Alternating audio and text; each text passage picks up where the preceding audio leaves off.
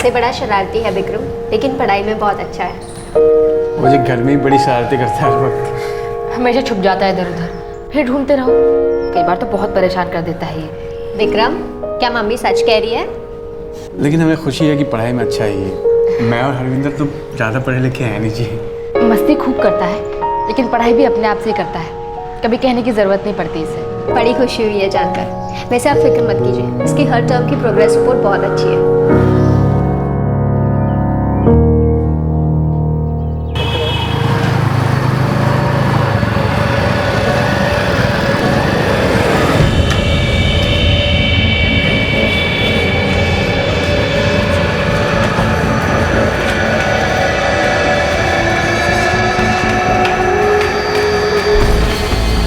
सुशांत भैया, मेरी ओनर से बात हो गई है, वो ज़रूर आपको कोई ना कोई काम दे देंगे। पैसे वैसे तो ठीक देंगे ना हिमांगी?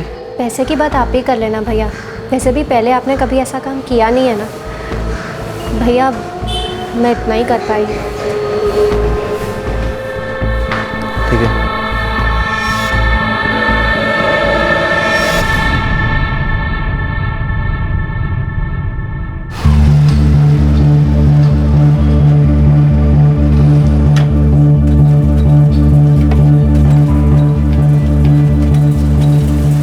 अगर इस डिज़ाइन को थोड़ा सा बदल दिया जाए तो मुझे ऐसा लग रहा है कि बहुत अच्छा हो जाएगा। मेरी सॉरी लखवीर, लेट हो गया थोड़ा। अरे कोई ना। अच्छा सुन, मैं सोच रहा था कि हम इस डिज़ाइन को थोड़ा सा बदल दें, बहुत अच्छा लगेगा ना। हमारा एक नया पैटर्न का सेट तैयार हो जाएगा। हाँ ठीक रहेगा। मैं काम करता हूँ, नया लॉट नए डिज़ाइन से तैयार कर दूँगा। मास्टर जी, ये वाला डिज़ाइन 200 पीस के आज बंद कर दें। और बता, विक्की का क्या हाल है? उसका स्कूल कैसा चल रहा है? स्कूल में भी शरारती का टैग लगा के घूम रहा है मेरा बेटा। वैसे टीचर बोल रही थी कि पढ़ाई में काफ़ी तेज है। यही तो चाहिए, बच्चे पढ़े लिखें आगे बढ़ें। अब मेरा राज्य भी तेरे विक्की के जैसे पढ़ाई में मन लगाए तो मैं और रचना चैन की सांस लें। सही कहा लक्ष्मी, बच्चा ठीक से पढ़े, गलत रास्ते में ना जाए, ये तो हर माँ बाप की फिक्र होती है। हाँ, आजा केबिन में। हाँ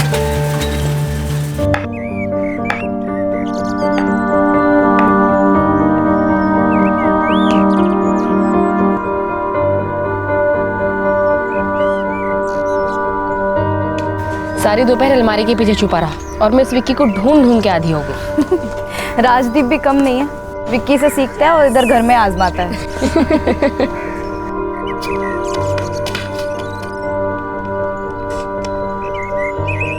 राजदीप, ये बैट पकड़ना, बहुत जोर की सुसु लगी है। विक्की, जब भी तेरी बॉलिंग की बारी आती है तो तू सुसु को आने भाग जाता है।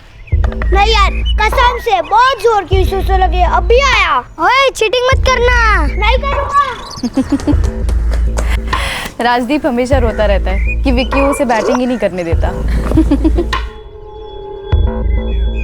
बड़े मासूम, बेहद नाजुक और दिल के सच्चे बच्चे, क्या इन्हें भी कोई अपनी दिल की आग को शांत करने का जरिया बना सकता है? किसी को सबक सिखाने के लिए क्या इन्हें निशाना बना सकता है?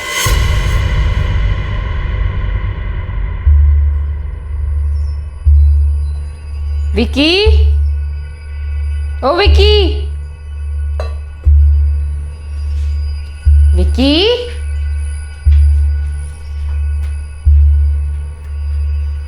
विक्की, विक्की, आजा नाश्ता कर ले। विक्की, विक्की, विक्की, विक्की, विक्की, विक्की, बंद कर अपनी शैतानी। विक्की, विक्की,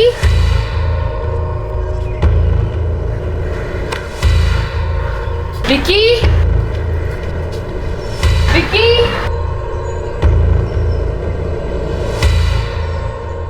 कहाँ गया ये लड़का? बाबूजी, आपने विक्की को देखा है क्या? नहीं बेटा, मैंने विक्की को नहीं देखा, लेकिन राजदीप तो अभी तक स्कूल से आया नहीं, फिर बोला विक्की इधर क्यों आने लगा? क्या हुआ अरविंदर? अरे ये विक्की फिर से शैतानी कर रहा है, छुप गया कहीं जाके। अलमारी के पीछे, बेड के नीचे, सब जगह देख लिया, मिल ही नहीं रहा। घर के पीछे भी देख लिया मैंने। घर में ही छुपा होगा कहीं, फिर नौटंकी कर रहा है शैतान। तुम परेशान मत हो।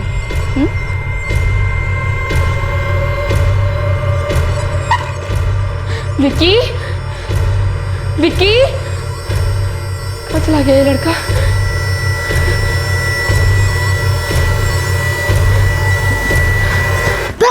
हाँ? विक्की, ये क्या बदमाशी है? हाँ, पता है मेरी जान निकल गई थी। वही तो मजा है मम्मी, तुम कितनी डर गई, तुम्हें डराया, बड़ा मजा आया। ये अच्छा रुक, अभी तुझे मजा जगाती हूँ मैं, रुक। मम्मी मैं तो इस टेबल के नीचे था, तुम्हें देख रहा था। तो क्या? हाँ, आगे से ऐसी बदमाशी नहीं करना, मेरी जान निकल जाती है। ओके सॉरी मम्मी, अब नहीं करूँगा। मेरा नाश्ता का मुझे बहुत जोर की भूख लग रही है।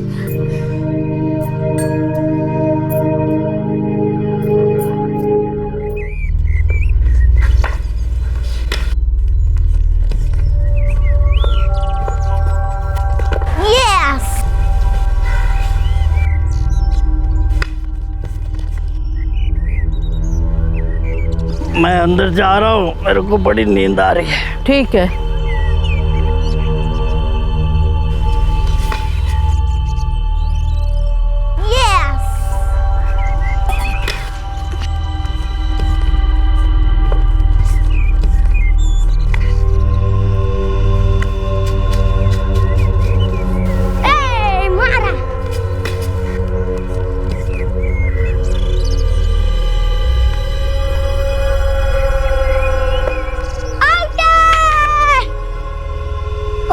विक्की आज मुझे बाथरूम लगी है तो जाना, यही कर दिया क्या? चुप कर, मैं अभी आता हूँ। तू पीछे से भाग मत जाना। नहीं भागूंगा, टेंशन ना ले। नहीं जाऊंगा, भरोसा नहीं है क्या? जल्दी जाके फटाक से कर गया। हाँ।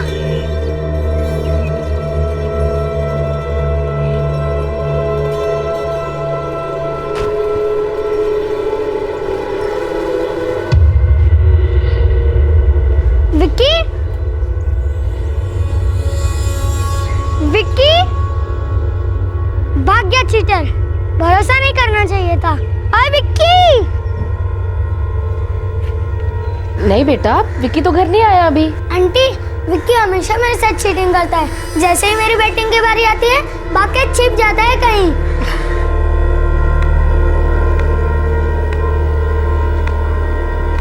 राजदीप चल बेटा अंदर पढ़ाई कर ले। नहीं मम्मी, मैं विक्की का वेट कर रहा हूँ, देखता हूँ कब तक छुपा रहता है चीटर।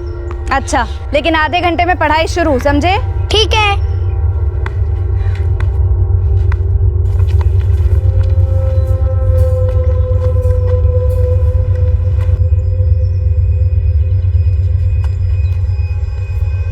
बाबूजी, विक्की है क्या अंदर?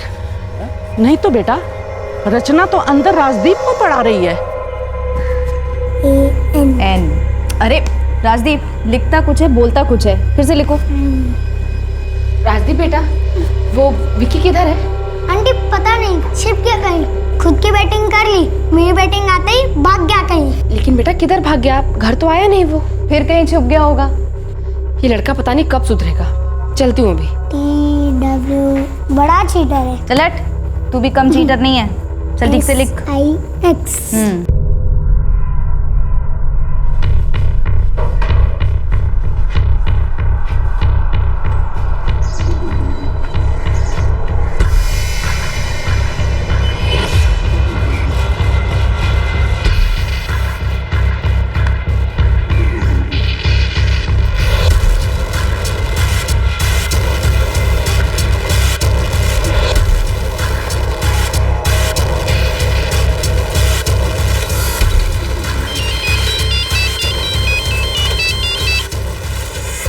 हाँ बोल हरिंदर। विक्की कहीं मिल नहीं रहा है।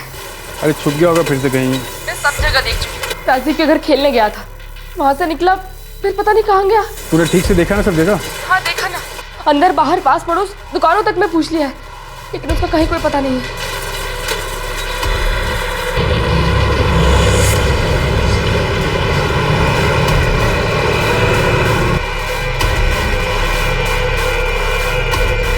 चल देखते हैं उधर।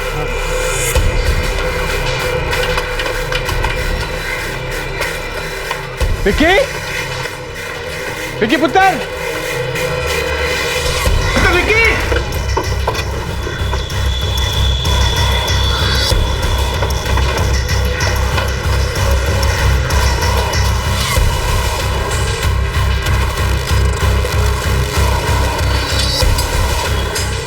रविंदर, वो इतनी देर तक मजाक नहीं करता है, मैं सब जगह देख चुकी हूँ।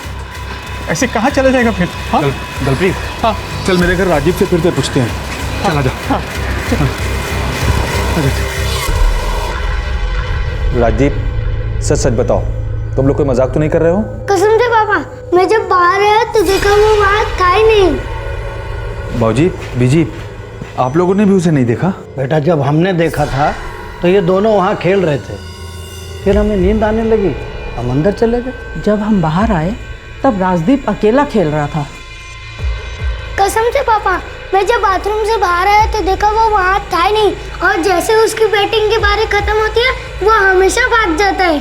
लेकिन ऐसे भाग कर जाएगा कहाँ? हमेशा उसे समझाया मैंने कि ऐसा मजाक ना किया करे। हरविंदर घबरा मत, मिल जाएगा, यहीं कहीं होगा। लेकिन कहाँ?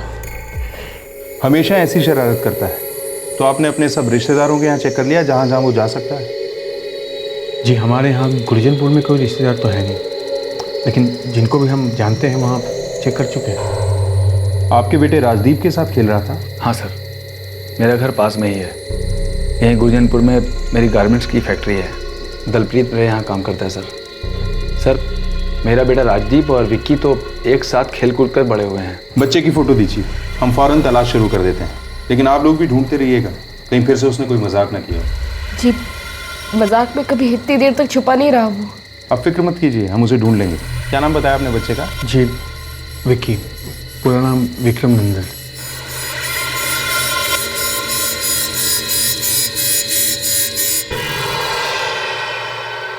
आखिर गया तो कहाँ गया विक्की? वो तो हमेशा ही ऐसा करता है, लेकिन कभी भी इतनी देर तक के लिए गायब नहीं रहा।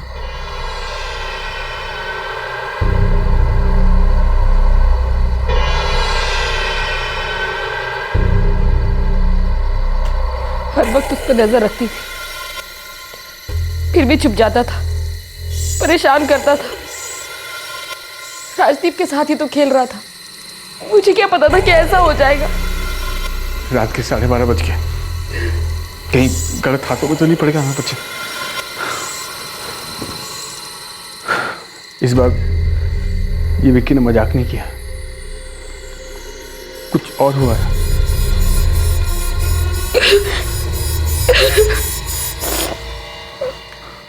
क्या ये मजाक ही था? और अगर नहीं तो ये क्या था? क्या विक्की किसी मुसीबत में पड़ गया था, या कोई मुसीबत थी जो उसी के लिए तैयार की गई थी? अगर उसे निशाना बनाया गया था तो ये निशाना एक बच्चे को ही क्यों बनाया गया? वो रात विक्की के परिवार के लिए बेहद मुश्किल रात थी, और अगला दिन भी कोई राहत लेकर नहीं आया।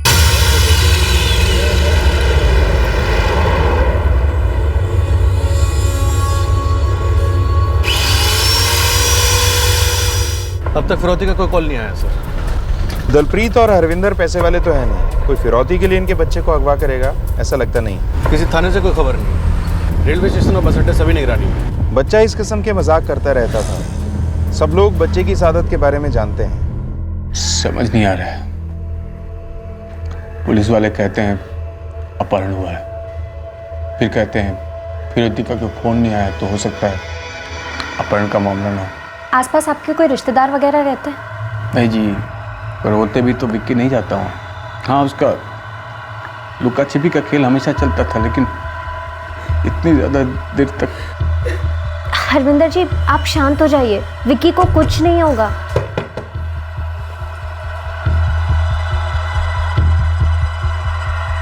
जहाँ जहाँ बच्चा जा सकता था हमने सब जगह तलाश किया। हमने अपने खबरियों को भी काम पर लगा रखा है। अगर ये अपहरण या ट्रैफिकिंग का मामला है तो वैसे अब तक ऐसी कोई खबर आई नहीं है। फिर कहाँ है मेरा बच्चा? क्या हुआ उसके साथ? स्कूल में कोई ऐसी बात हुई हो, या घर में कोई ऐसी बात जिससे उसको तकलीफ हुई हो, बुरा लगा हो और वो घर छोड़कर कहीं चला गया? नहीं, विक्की ऐसा कभी नहीं करेगा। इकलौता बच्चा है वो हमारा, बहुत प्यार करते हैं मुझसे। सर, विक्की बहुत होशियार बच्चा है, और अभी तो वो सिर्फ 7 साल का है। 7 साल की उम्र में कैसे कोई किसी बात का बुरा मानकर भाग जाएगा? बल्कि वो तो अपने फ्रेंड राजदीप के साथ खेल रहा था तब। यही बात हमारी समझ में नहीं आ रही। 2 बच्चे आपस में खेल रहे थे, एक बच्चा अचानक गायब हो जाता है। कहाँ गया, कैसे गया, और कोई ऐसा भी नहीं है जिसने कुछ देखा हो। कोई गवाह नहीं। राजदीप के साथ वो बहुत शैतानी करता है। मतलब क्रिकेट खेलते समय जब बॉलिंग की बारी आती है उसकी तो वो गायब हो जाता है, लेकिन थोड़ी देर में वापस आ जाता है। बेटा राजदीप, आपसे विक्की ने कोई बात बताई थी? कोई ऐसी बात जो उसको बुरी लगी हो? सर, विक्की बहुत ही अच्छा बच्चा है, लेकिन उसे हमेशा शरारतें ही सोचती रहती हैं। जी मुझे सबने यही बताया उसके बारे में, लेकिन ये उसकी कोई शरारत नहीं। बच्चा गायब हुआ है, कैसे गायब हुआ ये समझ में नहीं आ रहा। अजीब बात है।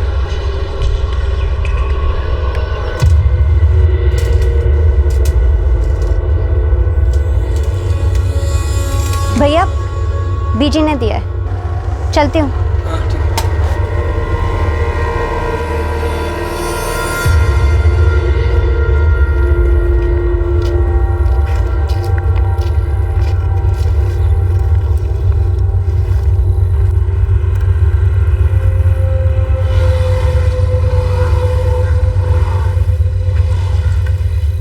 दलप्रीत, यार मैंने गांव की इस तरफ के सारे घर ढूंढ लिए, विक्की नहीं मिला यार। और इस और के सारे घर मैं देखा है।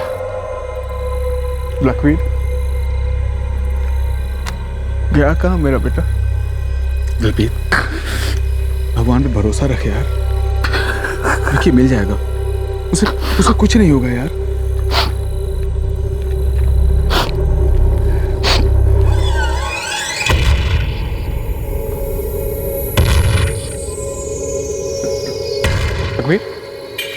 हाँ।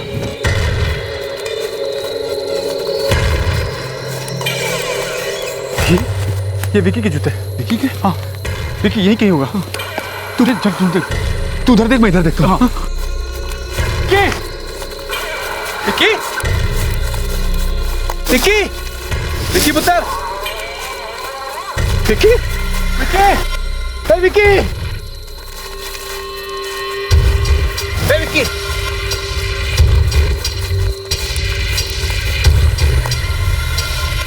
विक्की,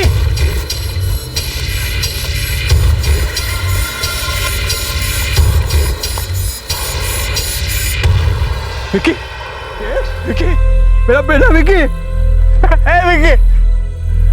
विक्की, विक्की,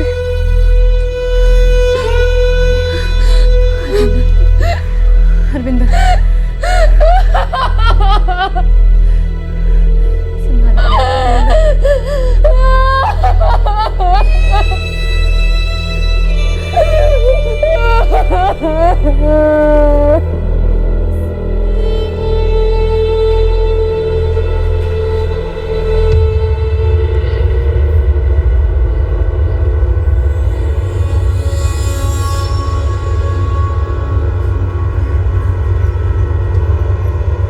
ये कोई शरारत नहीं थी। विक्की मारा जा चुका था, उसके पिता को उसकी लाश मिली थी। क्या इसके पीछे कोई ऐसी बात थी जिसकी वजह अतीत में छुपी हुई थी और जो अभी तक सामने नहीं आई थी? 7 साल के एक होशियार और शरारती बच्चे की जान लेने से ऐसा कौन सा मकसद था जो पूरा हो रहा था?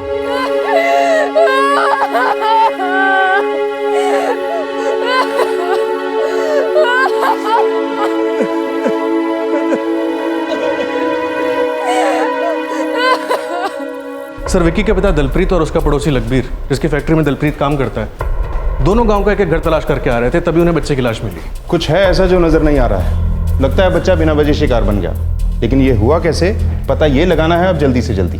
मैं 3 साल पहले ही स्कूल में आई और तब से दलप्रीत और हरविंदर को जानती हूँ। वो दोनों हमेशा साथ में रहते हैं और बहुत खुश रहते हैं। जाहिर है आप उनसे उनके बेटे विक्की के सिलसिले में मिलती होंगी हमेशा। इतनी जरा सी देर में वो अच्छे होने का दिखावा भी तो कर सकते हैं। बिल्कुल कर सकते हैं सर, लेकिन एक टीचर होने के नाते मैं बच्चों के माँ बाप के बारे में ज़्यादा जानना ज़रूरी नहीं समझती। कभी आपको लगा कि उनके रिश्ते में कोई तनाव है? जी नहीं, मैं तो बस इतना जानती हूँ कि वो दोनों अपने बच्चे को लेकर बहुत खुश थे। बहुत होशियार बच्चा था विक्की। पता नहीं क्यों और कैसे कोई उसकी जान लेना चाहेगा।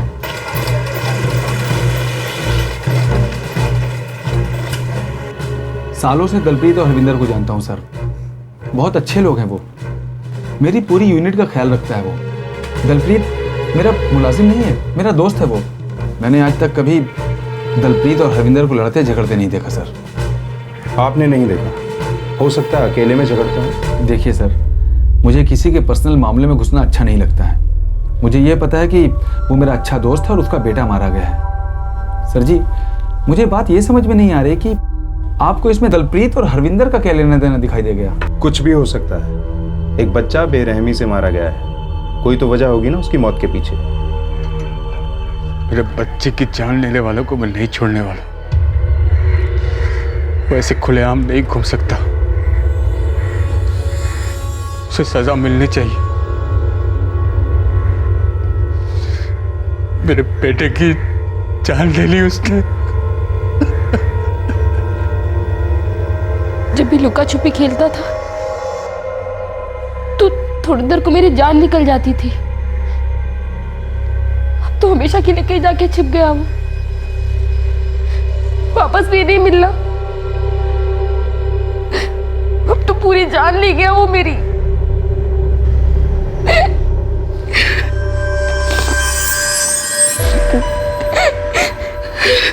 दलप्रीत और हरविंदर के बीच में बहुत प्यार है और उससे भी ज़्यादा प्यार वो विक्की से करते थे।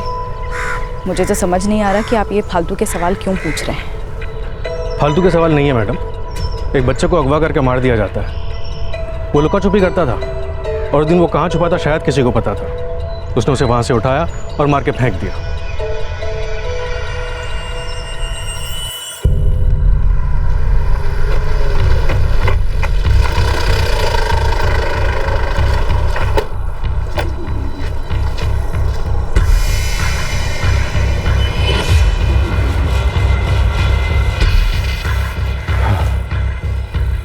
लखबीर के घर से 10 मिनट दूर और दलप्रीत के घर से 15 मिनट दूरी पर है जगह। बॉडी लखबीर और दलप्रीत दोनों को मिली।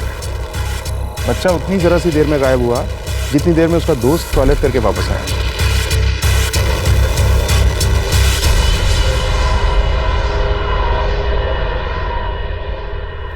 भाग गया चीटर। दुश्मनी? लेकिन किससे? किसी से भी जिसने बदला विक्की से लिया। देखिए सर, जिसने मेरे छोटे से बच्चे की जान ली है, मैं चाहता हूं कि उसको सजा मिले बस। कौन हो सकता है वो?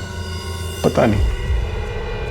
लखबीर से कोई झगड़ा आपका? ये क्या बोल रहे हैं सर आप? नहीं, एकदम नहीं। वो दोस्त है मेरा, बल्कि दोस्त से बढ़कर है वो। दुश्मनी? ये क्या बोल रहे हैं सर आप? हाँ, हो सकता है दलप्रीत की किसी के साथ कोई दुश्मनी हो, कोई झगड़ा जिसकी वजह से किसी ने ऐसा किया हो। नहीं सर, मुझे तो ऐसा कुछ भी नहीं लग रहा है। दलप्रीत, लखबीर, हरविंदर और रचना तो घर में थी तब। कहीं वो तो शामिल नहीं इसमें? उसका बेटा राजदीप टॉयलेट तक ही गया था। हो सकता है तब वो बाहर आ गई हो।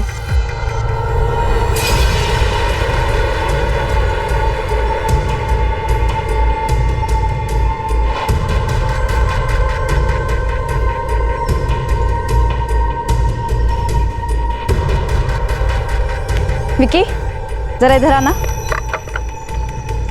बेटा जरा घर के पीछे चलोगे मेरे साथ? थोड़ी हेल्प चाहिए। हाँ चलो आंटी।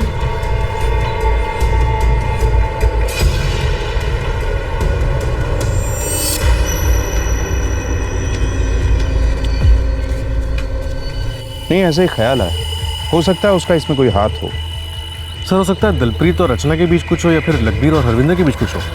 ये कहानी चाहे कितनी भी अजीब लगे, लेकिन हो सकता है उस घर में कोई ऐसा था जो बच्चे को मारकर उसकी लाश को ठिकाने लगाने की सोच रहा था, और दूसरी तरफ कोई ऐसा था जो जी जान से बच्चे को ढूंढने में लगा था। सर, लगता है हमें मामले की और तय उखाड़नी होगी। शायद हमसे कुछ छूट रहा है, या फिर इसमें शामिल लोगों ने जानबूझकर नजरअंदाज करवाया। हर तरह से पहेली को जोड़कर देखा गया, लेकिन साफ तौर पर बच्चे के अपहरण और उसके कत्ल की कोई वजह सामने नहीं आ रही थी। क्या वजह एकदम अलग ही थी और बच्चा बेकार में ही इसका शिकार बन गया था? पीएसआई पंकज कुमार। गोविंद बोल रहा हूँ साहब। हाँ गोविंद बोल। कुछ पता चला क्या चक्कर है? दुश्मनी का तो कोई चक्कर नहीं साहब। दलप्रीत और लखबीर एकदम पक्के दोस्त हैं। हरविंदर और लखबीर का भी कोई चक्कर नहीं साहब। किसी का कहीं तो कोई पंगा होगा। हर एक का प्यारा बच्चा मारा गया, किसी को तो ठेस पहुंची होगी। एक बंदा है साहब जिसे दलप्रीत ने पिछले साल ही काम से निकलवाया था। कौन है? शायद उससे कुछ पता चले। सुशांत सैनी। उसकी बहन विकी की क्लास टीचर है। सुशांत सैनी? जी, सुशांत सैनी अब लोहार का काम करता है। पहले आपकी यूनिट में मैकेनिक था, आपने ही उसे काम से निकलवाया था।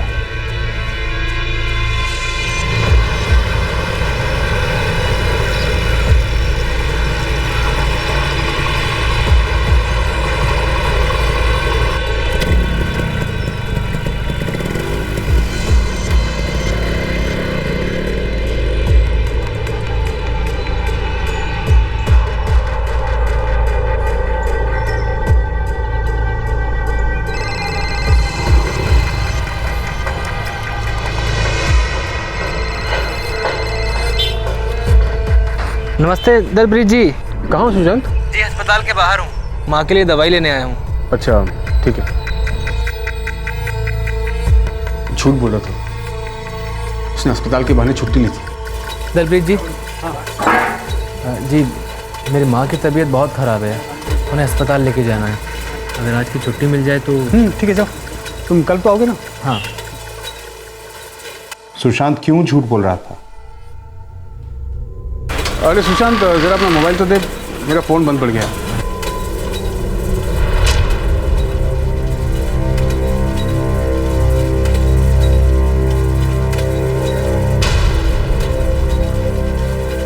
जी मैंने सुशांत की शिकायत की थी, उसे काम से निकाल दिया गया था और वो मुझसे नाराज भी हुआ था बहुत।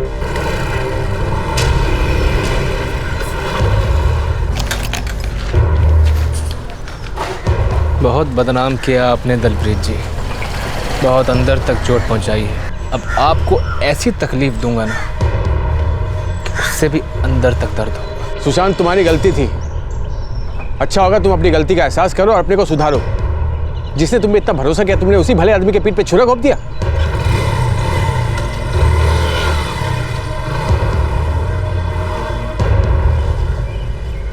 ऐसी क्या अंदर तक चोट लगी थी उसे जिसका उसने बदला लिया? मुझे तो कभी नहीं लगा कि वो बदला मेरे मासूम बच्चे की जान लेकर निकालेगा। ठेस पहुंची थी। ऐसा क्या कर दिया था उसने कि तुम्हें उसे काम से निकलवाना पड़ा? मैंने नहीं निकाला उसे, मैंने तो बस दोस्त के नाते लखवीर को वो बताया जो मुझे पता चला। ऐसा क्या पता चला था तुम्हें?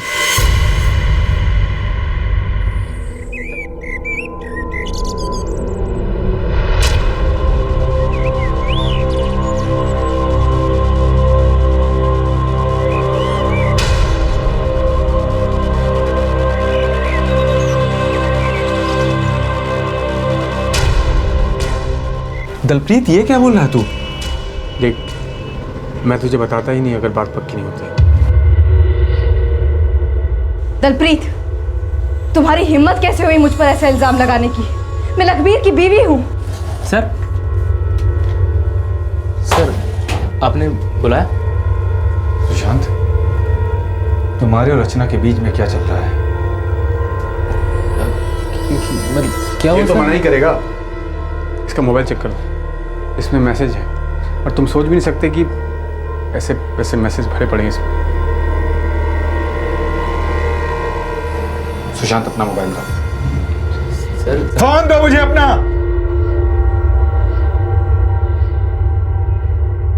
लेकिन सुशांत अपनी खुन्नस मेरे छोटे से बच्चे पे क्यों निकालेगा सर?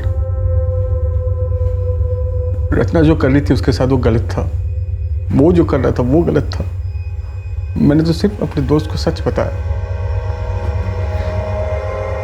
रचना एक दिन फैक्ट्री आई सुशांत से मिलने, मेरे दोस्त की बीवी थी सर।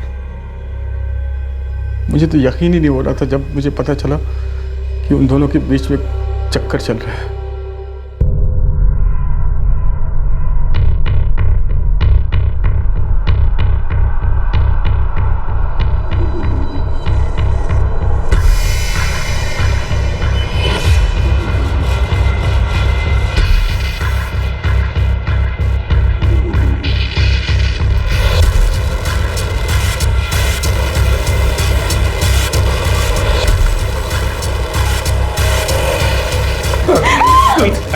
देख मामला ऐसा है, ये घर से बाहर नहीं जाना चाहिए।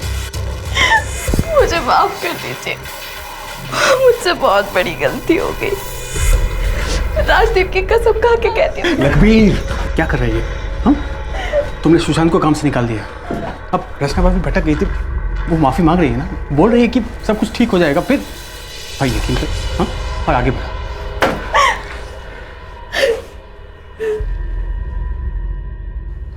नहीं सर, मेरे बच्चे का इस सब से क्या लेना देना? कोई क्यों मेरे बच्चे के साथ ऐसा कुछ करेगा? वो तो एकदम मासूम था सर, उसका क्या कसूर है सर? उसको क्यों मार डाला सर?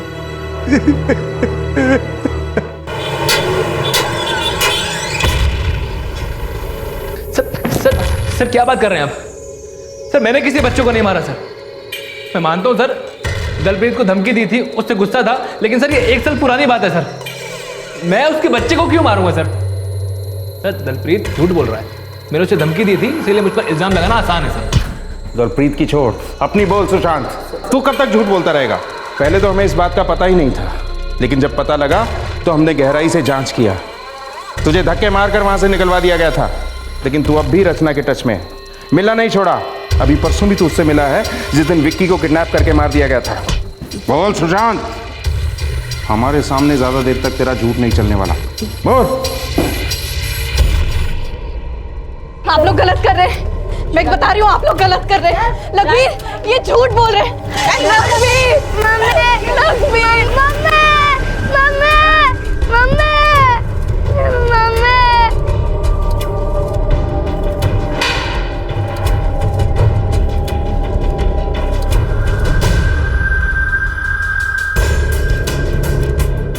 अब देखता हूं तुम लोग कब तक एक दूसरे को बचाते हो।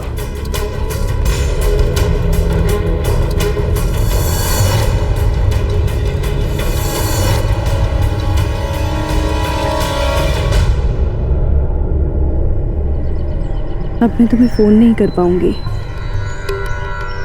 मैं भी अब मिल नहीं पाऊंगा। काम बहुत छोटा है, कमाई भी बहुत कम है। समझती हूँ तुम्हारी तकलीफ सुशांत, बहुत तड़पता हूँ तुम्हारे लिए, बहुत।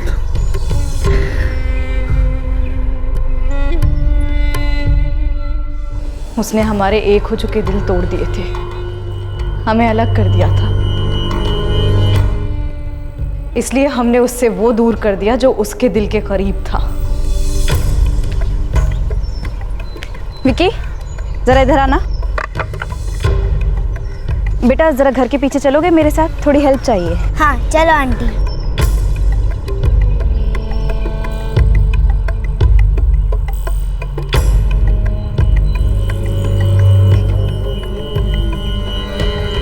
क्या काम आंटी?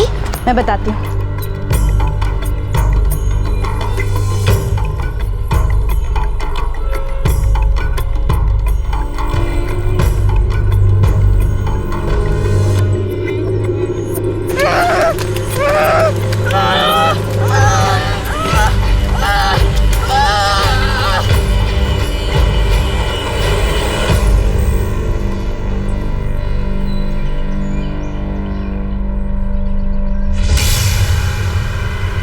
इसे लुका छुपी खेलना पसंद था ना? इससे पहले कि बाकी लोगों को इसके बारे में पता चले, ले जाके इसको ठिकाने लगा दो।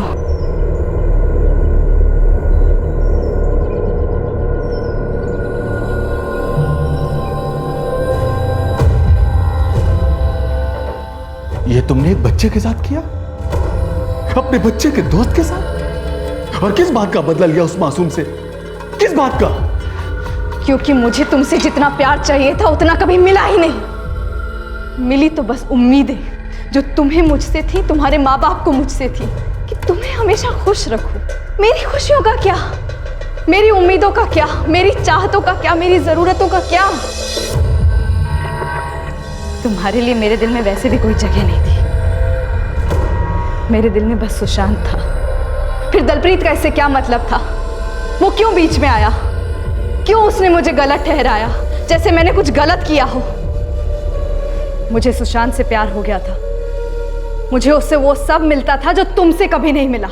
तड़पती थी मैं उसके पास आने के लिए। तुम मुझसे बोलना चाहिए था, मैं तुम्हें उसके पास जाने देता। तुम्हें क्या लगा कि मैंने तुम्हें अपनी इज्जत बचाने के लिए अपने पास रहने दिया? मुझे तो लगा तुम्हें अपनी गलती का एहसास हो गया है। तुम अपने मन से मेरे साथ रहना चाहती हो, खुद को बदलना चाहती हो, मेरे लिए, मेरे बच्चे के लिए। अरे तुम्हें जाना था तो अब भी चली जाती, लेकिन उस मासूम बच्चे को क्यों मार दिया? क्यों?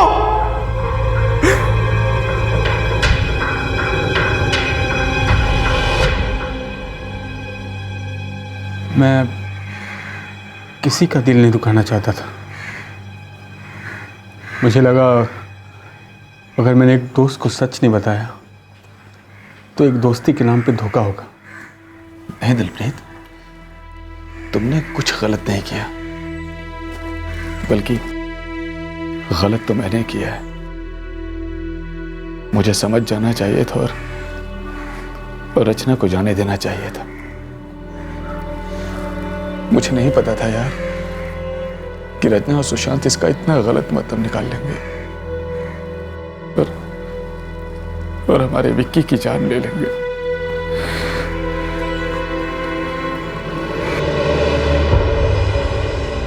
तुम जानते भी हो तुमने क्या किया है?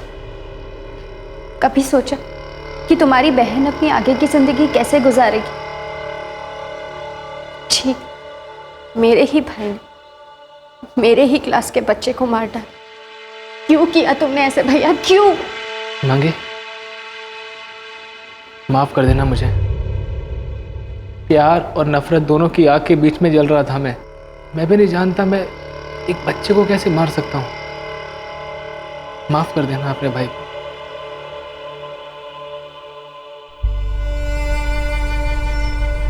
उसे हमसे प्यार नहीं था बाबूजी, किसी से भी नहीं।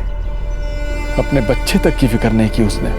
काश उस दिन मुझे दोपहर को नींद नहीं आई होती, बच्चे की जान बच जाती थी। ना बाबूजी, उस दिन नहीं तो किसी और दिन जान ले लेनी थी दोनों ने। हैवानियत और नफरत से भरे घूम रहे थे दोनों। मैं अभी आता हूँ, तू पीछे से भाग मत जाना। नहीं जाऊंगा, भरोसा नहीं क्या? जल्दी जाके ऊपर आग से कर गया। विक्की ने उस दिन चीटिंग नहीं की थी पापा। ना बेटा, विक्की ने कोई चीटिंग नहीं की थी, कोई चीटिंग नहीं की थी।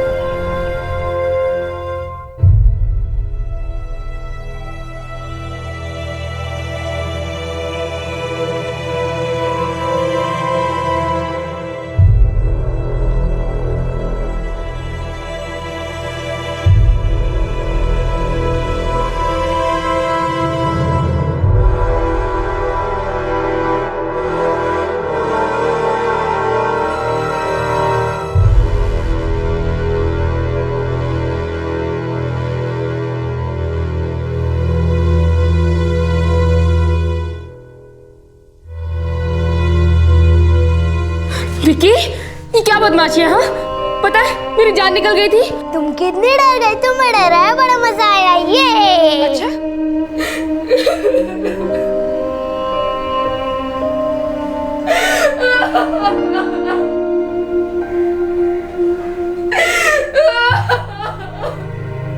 रचना और सुशांत अभी न्यायिक हिरासत में हैं। इन दोनों को हत्या के लिए आईपीसी की धारा 302, आपराधिक षड्यंत्र के लिए धारा 120B और सबूत मिटाने के लिए धारा 201 के तहत बुक किया गया है। लखबीर मुजरिमों को सजा दिलाने के लिए दलप्रीत का साथ दे रहा है। सुशांत को अपने किए पर पछतावा है और अपनी बहन की मौत के लिए उसे गहरा अपराध बोध है। एक मासूम नाजुक बच्चा एक ऐसी घटना का शिकार बना जिससे उसका कोई लेना देना नहीं था। सुशांत और रचना ने यह कैसे सोच लिया कि एक मासूम की जान लेकर उन्हें वो मिल जाएगा जो वो चाहते हैं? ये बात हमारी सोच के दायरे के बाहर है। बस इतना समझ में आता है कि वो दलप्रीत के दिल के करीब चोट करना चाहते थे, बदला लेना चाहते थे। बदला लेने से न दिल को सुकून मिलता है न शांति। बदला लेने से वो तो टूटता ही है जिससे बदला लिया गया होता है, लेकिन बदला लेने वाला भी टूटे बिना नहीं रहता। यही दस्तूर है और इतिहास इस बात का गवाह है। हमारे आज के एपिसोड की दूसरी कहानी।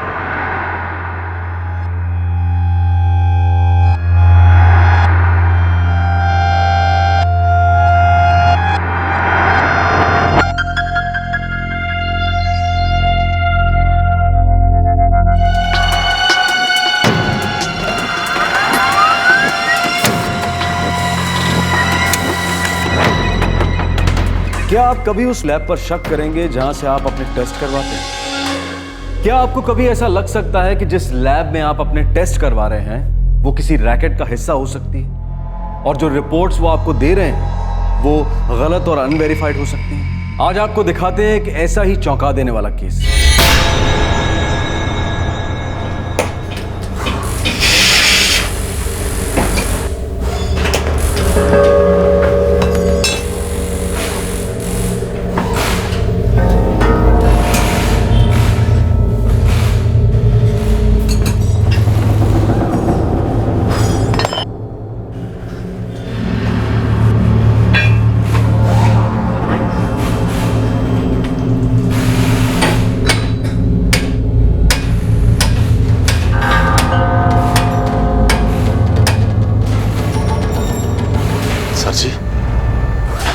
मुझे लगता है कि मुझे घर जाके थोड़ा आराम करना चाहिए।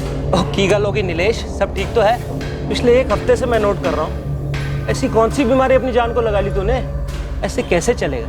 तेनू पता ना कितना काम का लोड है। जानता हूँ सर जी, पर मुझे लगता है कि मेरी पुरानी प्रॉब्लम फिर से बढ़ गई है।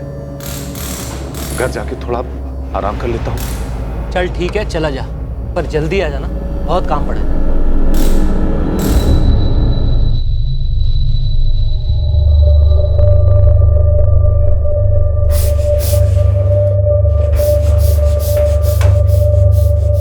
लगता है तुम्हारी सांस की बीमारी बढ़ गई है और इसी वजह से तुम्हें नौसिया फील हो रहा है। तुम्हें ये भूख कम लगना और थकान, उसकी वजह भी यही हो सकती है।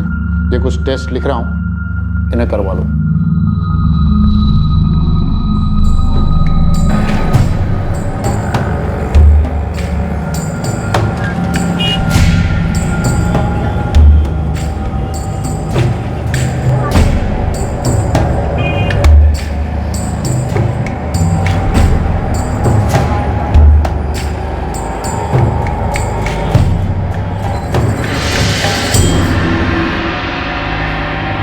डॉक्टर को दिखाया, उन्होंने जो जांच करवाने के लिए कहा है, आप करवाती क्यों नहीं?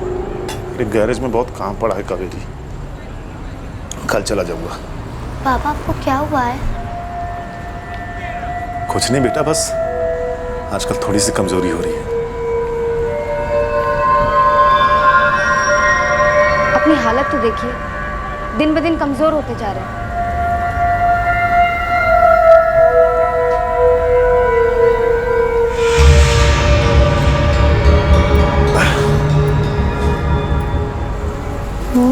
पापा ने तो कुछ खाया ही नहीं।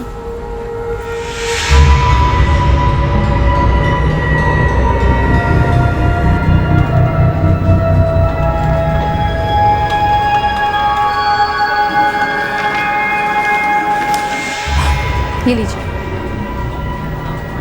अंदर जाकर लेफ्ट में वॉशरूम है, वहाँ अपने यूरिन का सैंपल दे दीजिए। रिपोर्ट कल दोपहर तक आ जाएगी। कावेरी, तुम जाकर जांच की रिपोर्ट ले आओगी क्या? मैं देखता हूँ, अगर काम जल्दी निपट गया तो आज ही डॉक्टर को दिखा लूंगा। हाँ ठीक है, मैं ले आऊंगी। पूजा, खाना पूरा खाना, ठीक है? बाय मम्मा। बाय बेटा। पापा चलो। चलो।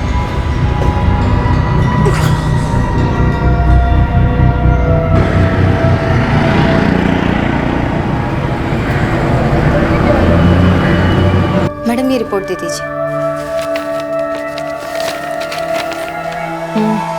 आप बैठिए, मैं आपको रिपोर्ट प्रिंट करके देती हूँ।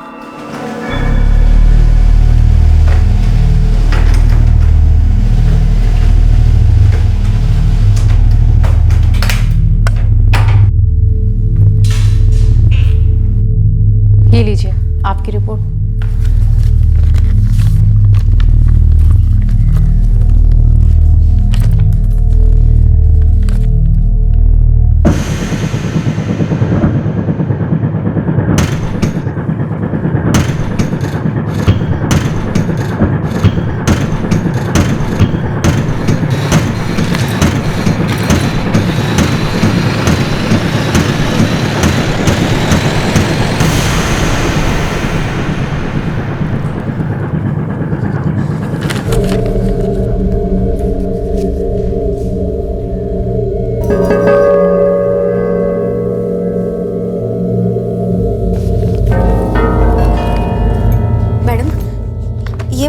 मेरे पति की ही रिपोर्ट है ना?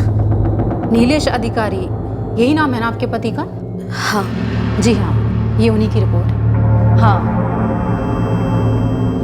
ये रिपोर्ट्स आपके पति की ही हैं। वो HIV पॉजिटिव है और मैंने उनकी रिपोर्ट्स खुद चेक की। लेकिन ये कैसे? देखिए, मैं समझ सकती हूँ कि आपके ऊपर इस वक्त क्या बीत रही होगी। आप प्लीज परेशान मत होइए। मैं डॉक्टर माधुरी गुप्ता हूँ, आप मेरे साथ मेरे केबिन में आइए। इस परेशानी से निपटने का सबसे अच्छा तरीका एक ही है कि इसका सामना करो, और बेहतर यही होगा कि इस बीमारी का इलाज ढूंढा जाए। इलाज? लेकिन मैडम इस बीमारी का तो कोई इलाज। देखिए मेरे पति भी डॉक्टर हैं, आई थिंक वो आपको कुछ अच्छा सजेस्ट करेंगे। Just wait.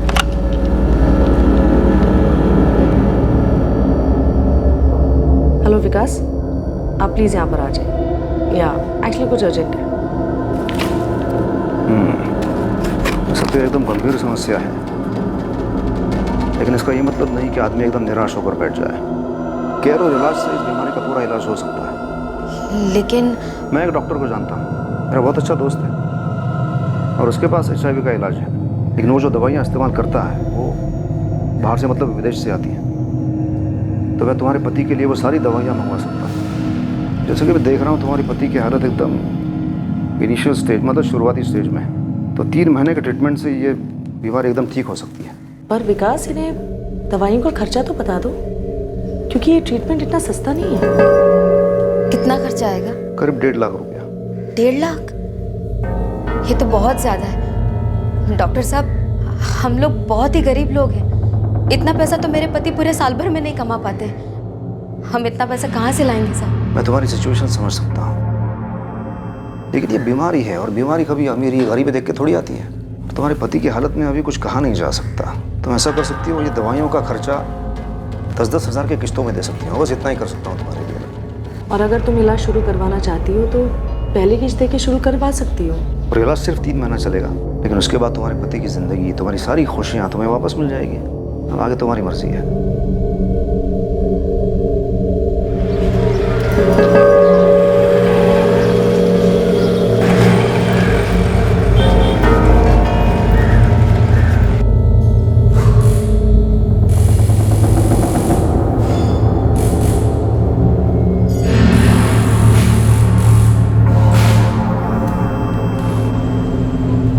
पापा आपको पता है आज हमारे स्कूल में ना रेस थी, मैं सेकंड आई। अरे वाह, मेरी गुड़िया ने तो कमाल कर दिया। कावेरी, तुम वो रिपोर्ट्स लेकर आई क्या? आज नहीं जा पाई, मैं कल ले आऊँगी। भूलना मत, मुझे वो रिपोर्ट्स डॉक्टर को दिखाने हैं। उसके बाद ये मेरी दवाई चालू करेंगे। बहुत कमजोरी महसूस हो रही है, बस हो गया। अरे कम से कम 1 रोटी तो पूरी खा लीजिए। और मन नहीं कर रहा है कावेरी। पापा प्लीज खा लीजिए, आप नहीं खाएंगे तो मैं भी आधी रोटी ही खाऊंगी। मेरी गुड़िया अच्छे से नहीं खाएगी तो अगले साल रेस में फर्स्ट कैसे आएगी?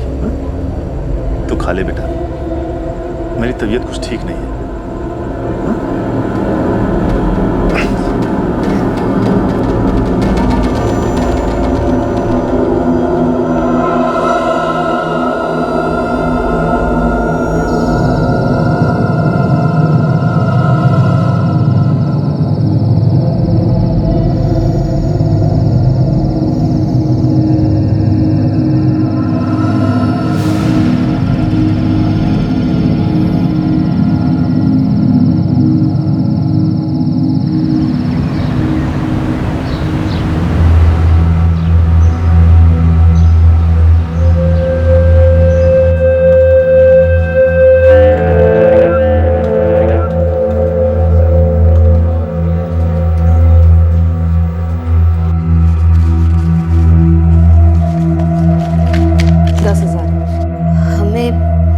से मिलना होगा क्या?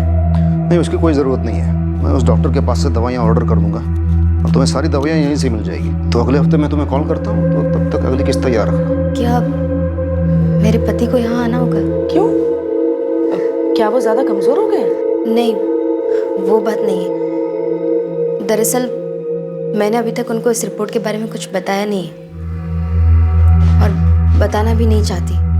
मैं बस इतना चाहती हूँ कि वो जल्द से जल्द ठीक हो जाए, बिना ये जाने कि उन्हें हुआ क्या है। क्योंकि अगर उन्हें पता चला तो वो पूरी तरह से टूट जाएंगे, और अगर उन्हें कुछ हो गया तो मेरी और मेरी बेटी की जिंदगी बर्बाद हो जाएगी। तुम उसे बिना बताए ये सारी दवाइयाँ दे सकती हो और तुम्हें उसे दवाइयाँ देनी ही चाहिए।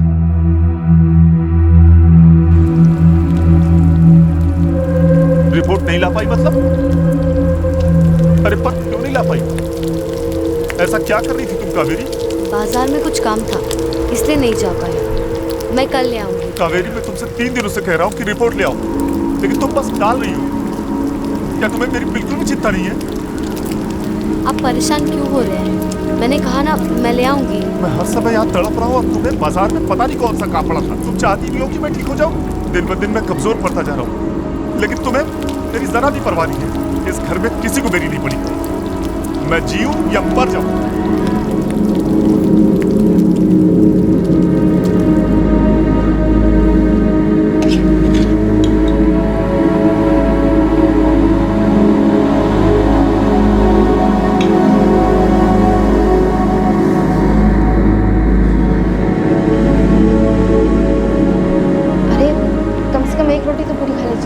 तुम्हें मेरी फिक्र करने की कोई जरूरत नहीं है।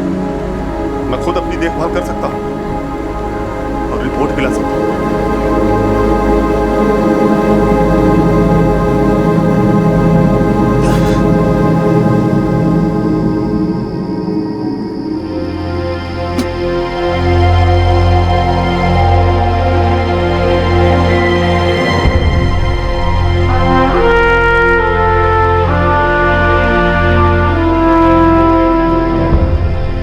अपने पति से उसकी रिपोर्ट्स छुपाना चाहती थी, लेकिन वो ऐसा कब तक कर सकती थी? क्या वो रिपोर्ट्स गलती से आई थी या किसी ने जानबूझकर गलत रिपोर्ट्स बनाई थी? एक रिपोर्ट ने कुछ मासूम जिंदगियों की खुशियां छीन ली और उसके बाद जो हुआ वो बहुत ही दर्दनाक था। चलो पापा, देर हो रही है, जल्दी। बेटा, आज तुम खुद स्कूल चली जाओगी? ठीक है पापा, मैं चली जाऊंगी। बाय।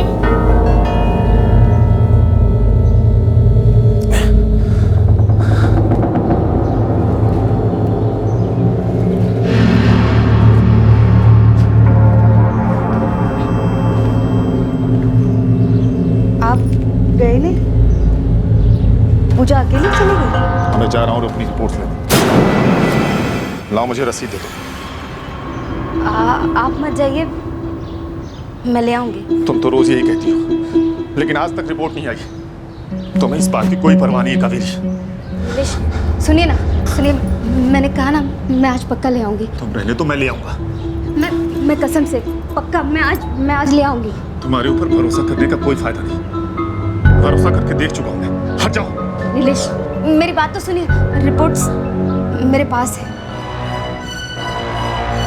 वो मैं 3 दिन पहले ही रिपोर्ट्स ले आई थी। तो तुमने मुझसे झूठ क्यों बोला? क्या लिखा है रिपोर्ट में?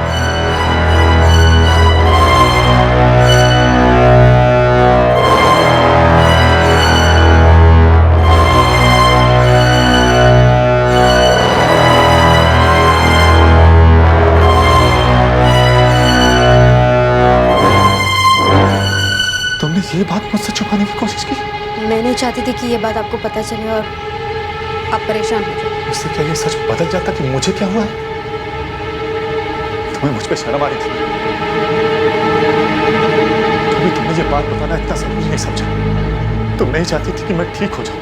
तुम चाहती थी कि मैं ऐसे ही बिना कुछ जाने मर जाऊं। नहीं नीलेश, ऐसा नहीं है। मैं तो चाहती हूँ कि आप जल्द से जल्द ठीक हो जाएं। आपके इलाज के लिए मैंने लैब में डॉक्टर माधुरी और उनके पति विकास से भी बात की और उन्होंने कहा है कि आप बिल्कुल ठीक हो जाएंगे। झूठ बोल रही हो तुम। तुम्हें मेरे ऊपर शर्म आ रही है कि दुनिया कैसी है। मेरी जिंदगी खत्म हो गई। कुछ भी नहीं बचा है मेरे पास। नहीं नीलेश, ऐसा नहीं है। मैं झूठ नहीं बोल रही। आपके इलाज के लिए मैंने उन लोगों को 10,000 रुपए भी दिए और उन्होंने कहा है कि आप बिल्कुल ठीक हो जाएंगे। अगले हफ्ते तक आपकी दवाइयां भी आ जाएंगी। तुमने मुझसे पूछे बिना उन लोगों को पैसे भी दे दिए? हाँ, दे दिए, क्योंकि उन्होंने कहा कि वो आपको बिल्कुल ठीक कर देंगे। 1.5 लाख रुपए का खर्चा है, पर सारे पैसे एक साथ नहीं देने, किश्तों में देने। बस 3 महीने का कोर्स है इलाज का, उसके बाद आप बिल्कुल ठीक हो जाएंगे। कुछ ठीक नहीं होगा कावेरी, कुछ ठीक नहीं होगा। बकवास है ये। इस बीमारी का कोई इलाज ही नहीं है। तुम मेरी पीठ पीछे पैसे लुटाती रही और मुझसे ये छिपा रही हो कि मुझे क्या बीमारी हुई है। तुम मेरी कोई परवाह नहीं कर रही। नहीं परवाह नहीं। मुझे परवाह नहीं? मुझे नीलेश परवाह आपको नहीं है। ये बताइए, ये बीमारी लगी कहाँ से आपको? किसके पास जाते थे आप? तुम मुझ पे शक कर रही हो? धंधे वालियों के पास जाते थे ना? कावेरी, तो इतने दिनों से तुम्हारे दिमाग में ये चल रहा था, ये गंदा इल्जाम कैसे मुझ पर लगाओ? मैं कोई इल्जाम नहीं लगा रही, लेकिन मैं ये भी जानती हूँ कि ये बीमारी ऐसे हवा में नहीं होती। जरूर आप धंधे वालियों के पास जाते होंगे। तुम्हें मेरे इलाज से ज्यादा मुझ पर जासूसी करने का शौक है। आप मुझ पर शक कर रहे हैं, आप और कर भी क्या सकते हैं, लेकिन ये नहीं समझ सकते कि मेरे ऊपर क्या बीत रही है। सब कुछ जानते हुए भी मैं सिर्फ इतना चाहती थी कि आप जल्द से जल्द ठीक हो जाए, और सिर्फ इस बात की चिंता थी कि रिपोर्ट देकर के आप टूट ना जाए। ठीक है,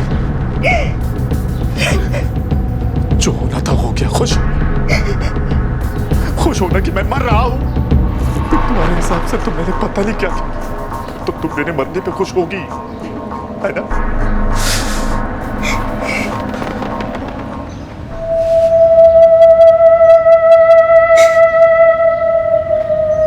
मेरी जिंदगी खत्म हो गई,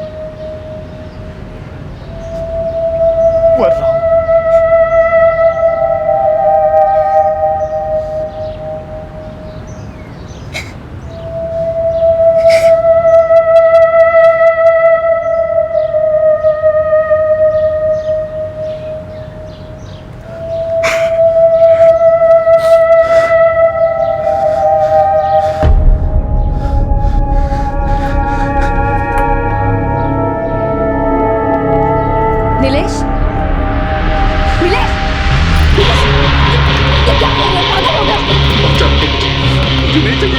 कुछ नहीं होगा आपको, आप ठीक हो जाएंगे। नीलेश प्लीज छोड़िए इसे। इस बीमारी का कोई भी इलाज नहीं है। नीलेश मैंने कहा ना छोड़िए इसे। नीलेश नीलेश मेरी बात सुनिए।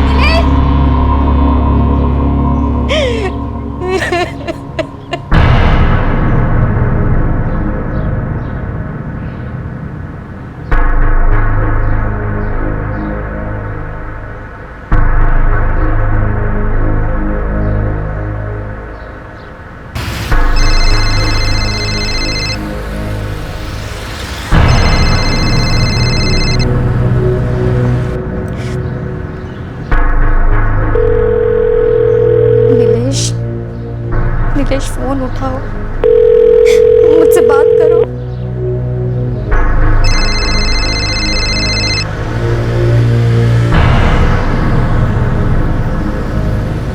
The number you have called is currently switched off. Please try again later. Thank you.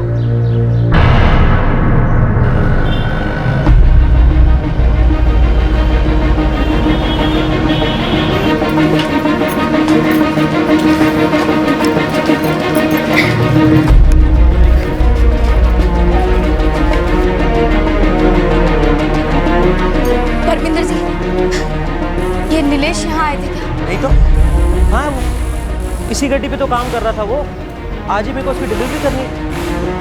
ठीक हो गई। वैसे उसकी तबीयत भी कुछ ठीक नहीं थी। वो ठीक तो है ना?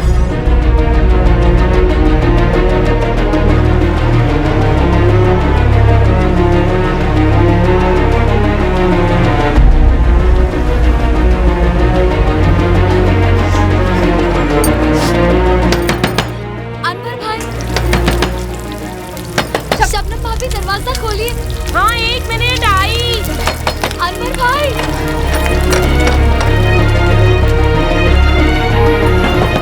अनवर। अरे कावेरी, शबनम भाभी, अनवर भाई घर पे है क्या?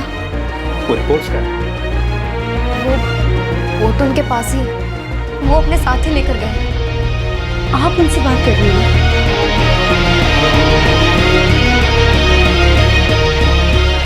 The number you have called is currently switched off. वो तो बंद Please try again later. वो आज काम पर भी नहीं गया। अनवर भाई, मुझे बहुत डर लग रहा है। उन्होंने फिनाइल पीकर अपनी जान देने की कोशिश की है। क्या? कुछ करिए अनवर भाई, मुझे बहुत डर लग रहा है। कहीं वो कुछ ऐसा पैसा ना कर बैठे। अगर उन्हें कुछ हो गया तो मेरी और पूजा की जिंदगी में है ही क्या? देखो, मैं कुछ पहचान वालों को फोन करता हूँ, उसका पता लगा ही नहीं।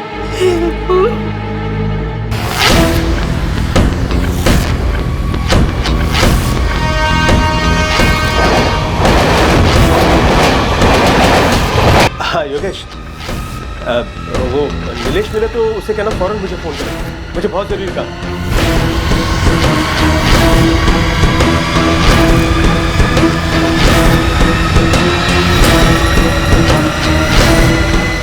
हाँ तुषार, नीलेश अगर मिले तो उसे कहना कि मुझे फौरन फ़ोन करें।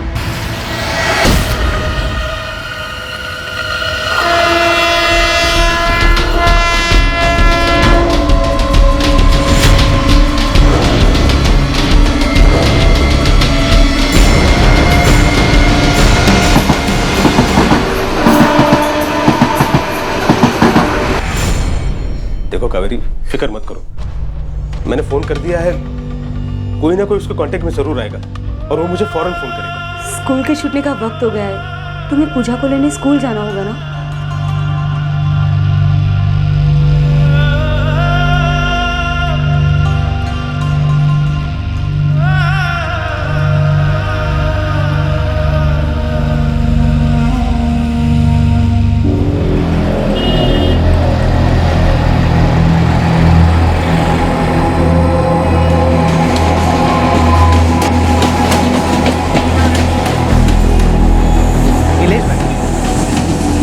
यहाँ क्या कर रहे हैं आप? अनवर भाई आपको कब से ढूंढ रहे हैं, बहुत परेशान लग रहे हैं और आपका फ़ोन भी नहीं मिल रहा है। मुझे कोई बहुत ज़रूरी बात करनी है आपसे। हाँ अनवर भाई, हाँ मैं विशाल बोल रहा हूँ। ये नीलेश भाई यहाँ मुझे रेलवे ट्रैक के पास मिले हैं। विशाल, उसे फौरन फोन दे। नीलेश भाई, अनवर भाई, बात कीजिए।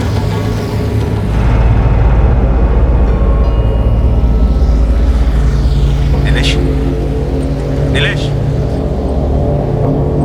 हाँ अनवर भाई। नीलेश तुम कहाँ हो यार? मैं बाहर। नीलेश मैं तुमसे मिलना चाहता हूँ। तुम भी घर आ सकते हो या फिर तुम कहो, तुम जहाँ कहो कि मैं वहाँ जाता हूँ मिलने के लिए। मैं ठीक हूँ। तुम ठीक नहीं हो नीलेश, तुम बिल्कुल ठीक नहीं हो। तुम एक काम करो, फौरन मेरे घर आ जाओ। मैं विशाल से कहता हूँ तुम्हें घर छोड़ देगा। विशाल को फोन दो।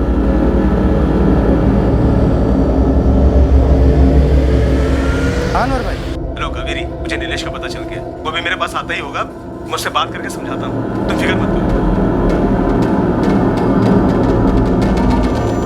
मम्मी क्या हुआ, पापा कहाँ है?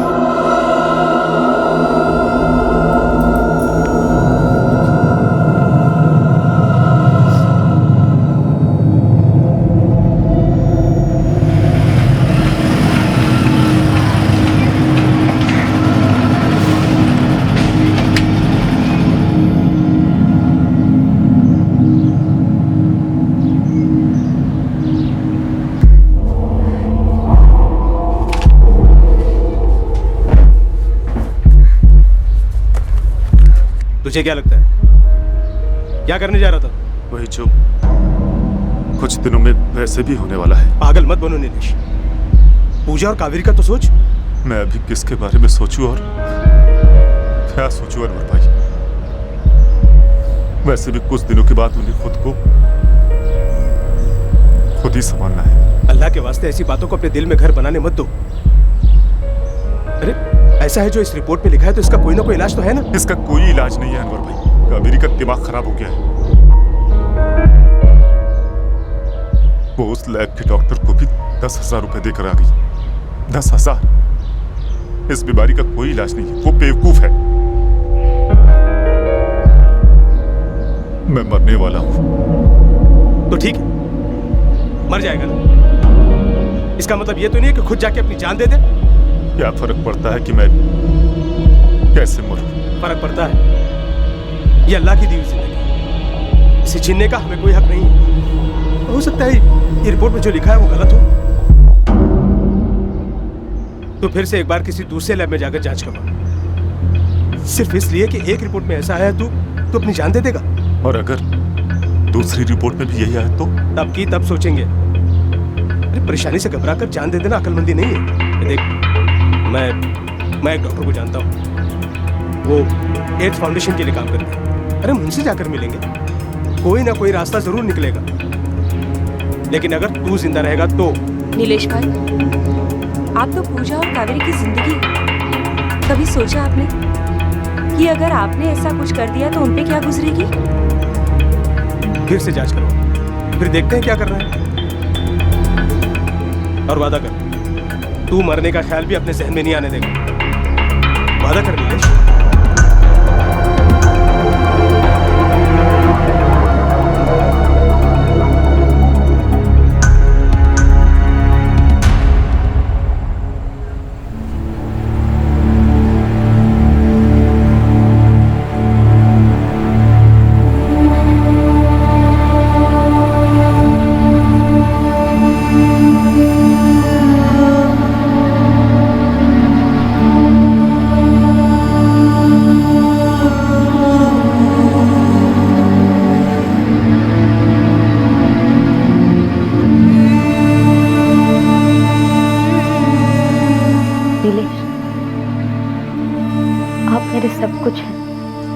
कभी भी मुझे और पूजा को ऐसे छोड़कर जाने के लिए सोचेगा भी मत। मेरे ना सोचने से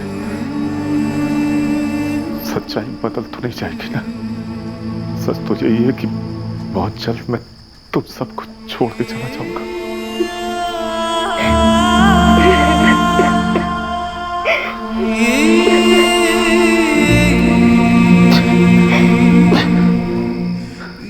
कावेरी, मैं पूजा की कसम खा के कहता हूं, जैसा तुम सोच रही हो मैंने वैसा कुछ भी नहीं किया है। मुझे अपनी जिंदगी से कोई शिकायत नहीं थी। मैं खुश था अपनी जिंदगी से और तुमसे।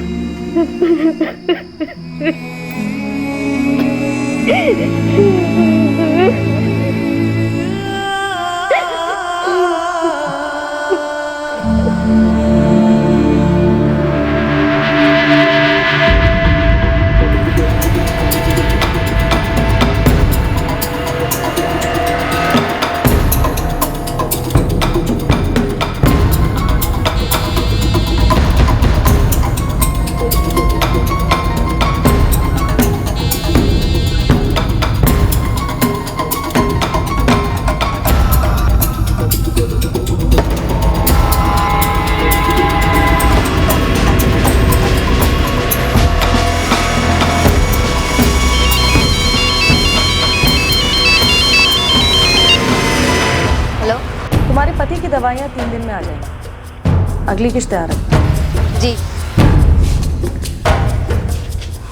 ये दूसरी रिपोर्ट।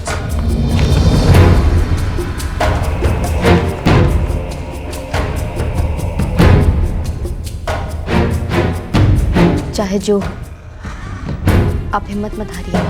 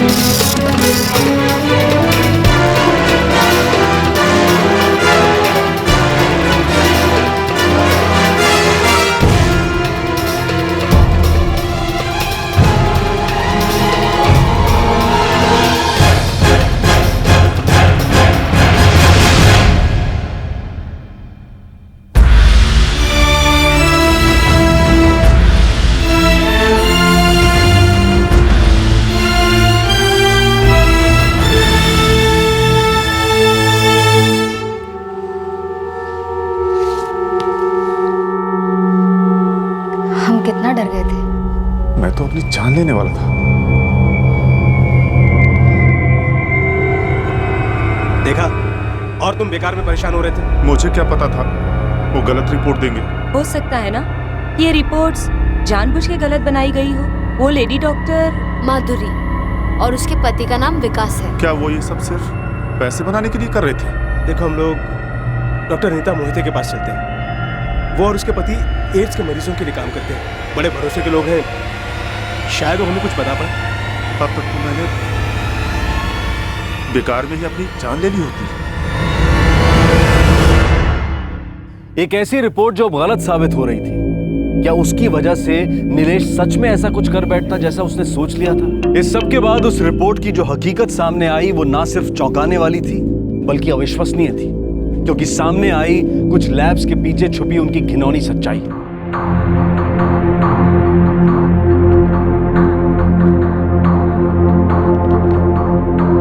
ये माधुरी और विकास के लैब की रिपोर्ट्स है। जी। ये विकास तो डॉक्टर भी नहीं है। देखिए, इसके सिग्नेचर के नीचे साफ लिखा हुआ है कि वो एक सिर्फ लैब इंचार्ज है, और इस रिपोर्ट्स में जिस डॉक्टर का नाम मेंशन किया गया है वो है डॉक्टर गणेश सुरवे, और उनका सिग्नेचर भी प्रिंटेड सिग्नेचर है। मैं कुछ समझा नहीं। रूल्स के मुताबिक डॉक्टर्स ही रिपोर्ट्स को चेक या वेरीफाई करता है। मुझे लग रहा है कि ये कोई रैकेट है, क्योंकि इसमें यूज किए गए सिग्नेचर भी प्रिंटेड सिग्नेचर है और लैब इंचार्ज ने सिग्नेचर किया गया है। मुझे तो डाउट है कि किसी डॉक्टर ने इस रिपोर्ट्स को वेरीफाई किया था भी या नहीं। तो आपका मतलब है कि ये सब कुछ उन्होंने जानबूझकर पैसों के लिए किया था? हो सकता है, क्योंकि मेरे हस्बैंड डॉक्टर राकेश मोहिते भी एक लैब चलाते हैं और ये माधुरी वहीं पे काम किया करती थी। माधुरी ने खुद आकर आपको ट्रीटमेंट करने का सजेशन दिया। जी। बहुत बड़ी फ्रॉड है ये। मेरे लैब में मेरे प्यून ने उसे पकड़ा।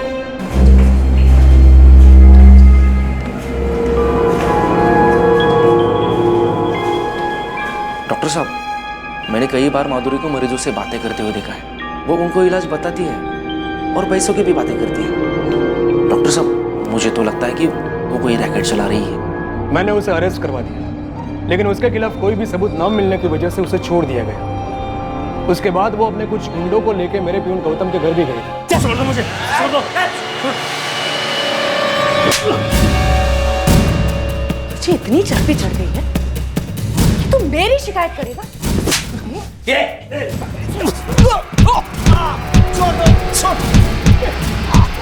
छोड़ दो, छोड़ दो।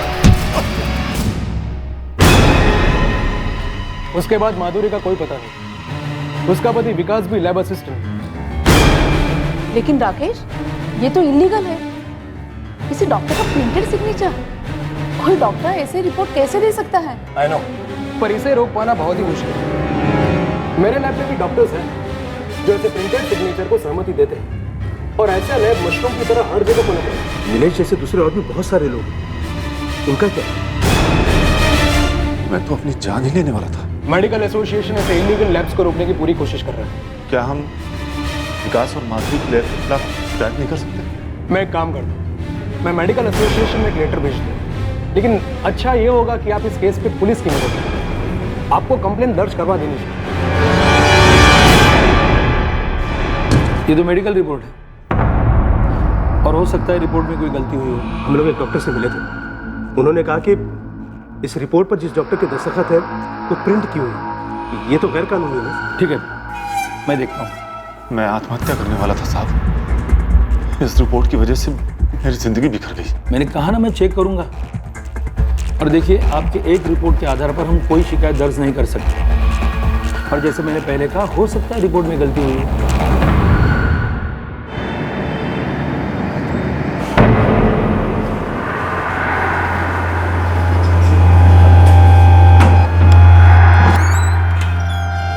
बैठिए बैठिए। देखिए, मैं इंक्वायरी कर रहा हूँ। साहब, पिछले एक हफ्ते से हम लोग आ रहे हैं। आपने तो अब तक हमारी शिकायत भी दर्ज नहीं की है। साहब, मेरे जैसे और भी कई लोग होंगे जो ऐसी नकली रिपोर्ट की जालसाजी का शिकार हो रहे होंगे। देखिए, आप कह रहे हैं कि ये नकली है, लेकिन जब तक मैं सच का पता न लगा लूँ, मैं कुछ नहीं कह सकता। कब तक साहब? कब तक हम अपनी शिकायत दर्ज होने का इंतजार करते रहेंगे? अरे भाई, पहले मुझे ये तो पता लगाने दो कि ये कोई केस है भी या नहीं। माधुरी, वो कावेरी पहले इंस्टॉलमेंट के बाद हाजिर नहीं है, पता क्या कुछ कहाँ है वो? हाँ, मैं फ़ोन करके पता करती हूँ। क्या करूँ? मुझे एक तरीका समझ में आ रहा है। मैं एक रिपोर्टर को जानता हूँ, बहुत बड़ा अखबार में काम करती है। हम जाकर उसे सब बताते हैं। बात जब मीडिया में उछलेगी तो लोगों के कानों तक वैसे ही पहुंच जाएगी।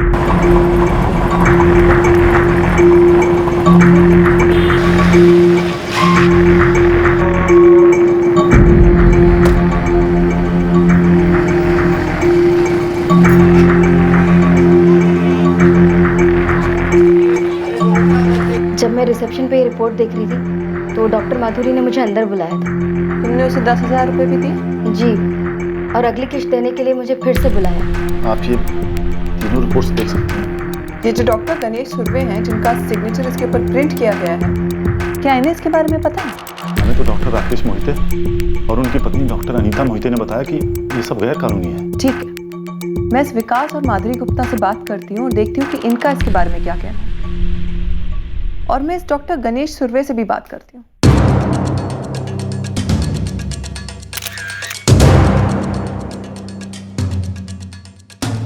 यस, आप ये क्या फोटो निकल रही है? Hi, I'm Bhairav. I'm a reporter. जरूर किसी स्टाफ की गलती से हुआ होगा। मैं इसके बारे में पूरा पता करूंगा और उसकी इंटरनल इंक्वायरी भी बिठाऊंगा। आप दोनों ने नीलेश की पत्नी से उसकी ट्रीटमेंट के लिए 1.5 लाख रुपए की डिमांड की और फिर उससे 10,000 रुपए इंस्टॉलमेंट के भी लिए। क्या बकवास कर रही हैं? हमने ऐसा कभी कोई काम नहीं किया और ना ही हम करते हैं। ऐसा कैसे कह सकती है कि मैंने उनसे कहा है कि ऐसा भी कोई ट्रीटमेंट है?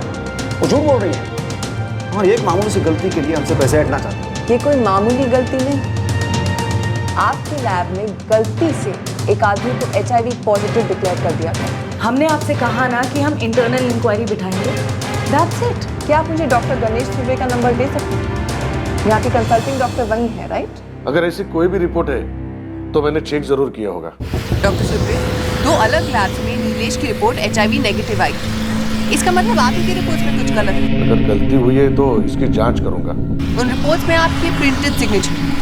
क्या आप ऐसे ही प्रैक्टिस करते हैं? अच्छा, मुझे वो रिपोर्ट देखनी है। Thank you doctor.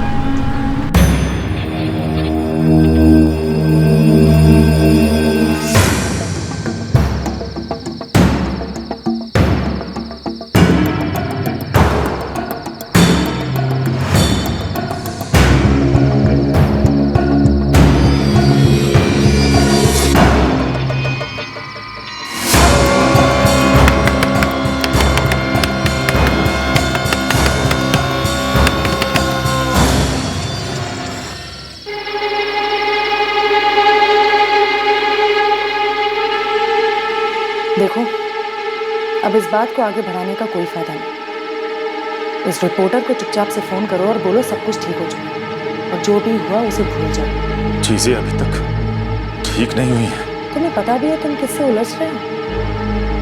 क्यों अपनी जान के दुश्मन बन रहे हो? तुम लोगों की वजह से मैं अपनी जान लेने वाला था और अभी तक ली तो नहीं, तो फिर क्यों फिजूल में अपनी जान देने के लिए पड़े हो? देखो, उस रिपोर्टर से अपनी वो रिपोर्ट्स वापस लो जिस पे लिखा है तुम HIV पॉजिटिव हो, वरना तुम्हें अंदाजा भी नहीं मैं तुम सबका क्या हाल करूंगी। हेलो हेलो मनोहर भाई, हमारे घर में लैब के कुछ लोग घुस आए हैं। वो हमको धमकी दे रहे हैं। देखो कावेरी, तुम परेशान मत हो, मैं भी कुछ लोगों को लेकर वहां पहुंचता हूँ।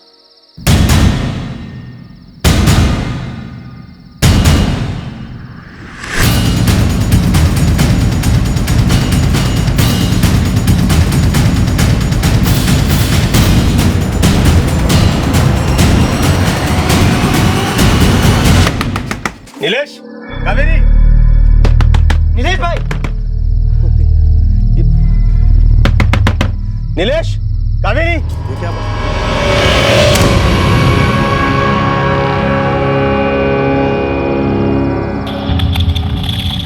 वो भाग गए जैसे उन्हें पता चला कि हमने आप लोगों को बुला लिया है। डरो मत नीलेश, वो लोग कुछ नहीं कर सकते, हम है ना।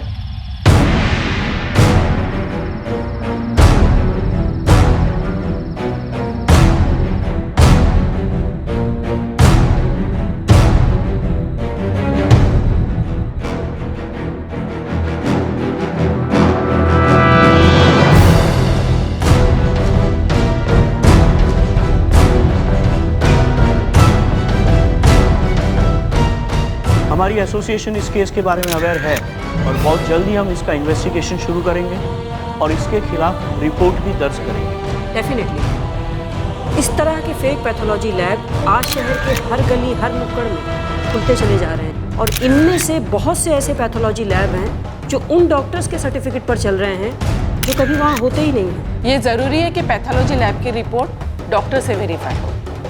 ऐसा रूल है, पर पेशेंट का भोलापन और कम जानकारी, इस वजह से ये लैब वाले उनका फ़ायदा उठाते हैं। हमें इस सिचुएशन के बारे में अच्छे से पता है और हम अपनी पूरी कोशिश कर रहे हैं कि ऐसी लैब बंद करवा दिया जाए। और हमारे नागरिकों से विनती है कि आप इस बात को अच्छी तरह से जानें और समझें। पैथोलॉजी लैब में जाने से पहले उसके बारे में पूरी जानकारी लें और रिपोर्ट आने के बाद ये भी चेक करें कि लैब के एसोसिएटेड डॉक्टर ने उस रिपोर्ट को चेक और वेरीफाई किया है या नहीं।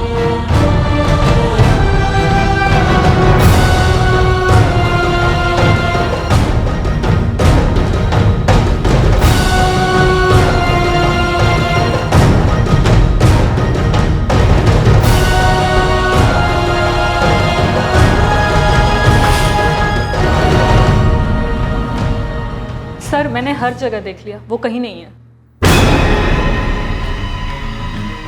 तुम्हारी पत्नी माधुरी कहाँ है? इंस्पेक्टर साहब मुझे नहीं पता वो कहाँ है।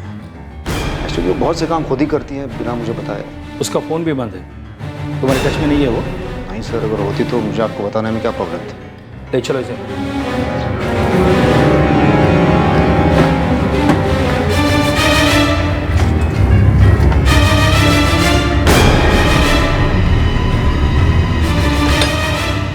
डॉक्टर सुबे, आपका अरेस्ट वारंट हमारे पास है। You are under arrest. Inspector साहब मैंने कोई गलत काम नहीं किया है, आप ये रिपोर्ट देख सकते हैं। और मैंने कभी अपने आप को डॉक्टर नहीं कहा है। मैं एक लैब टेक्नीशियन हूँ और मेरे सिग्नेचर के नीचे साफ साफ लिखा है कि मैं एक टेक्नीशियन हूँ। तुमने नीलेश और कावेरी से पैसे लिए ये कहते हुए कि तुम उसका इलाज करवा सकते हो। वो झूठ बोल रही है सर, मैंने कभी कोई ट्रीटमेंट का जिक्र नहीं किया है और नहीं मैंने उससे कोई पैसे लिए हैं। लैब को बदनाम करने की एक साजिश है। तुम्हारी पत्नी कहाँ है? मुझे नहीं पता सर वो कहाँ है। वो लैब का पूरा काम वही संभालती है, तो वो कहीं बाहर गई हो। मुझे उसके बारे में कुछ भी नहीं पता। ये रिपोर्ट देखिए, ये सब कुछ माधुरी और विकास ने मिलकर किया है।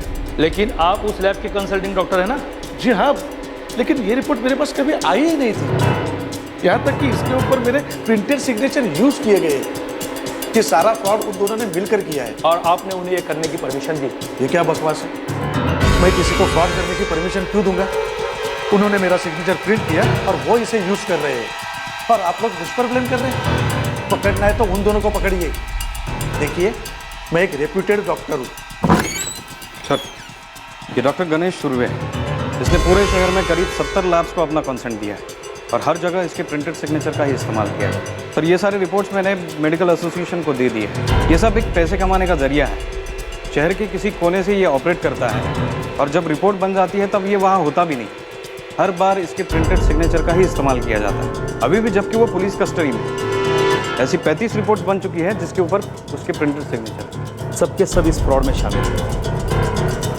संजय, हम एक रिपोर्ट फाइल करते हैं और मेडिकल एसोसिएशन और कोर्ट को देते हैं ताकि वो ऐसे लैब्स के खिलाफ कड़े से कड़े कदम उठाएं।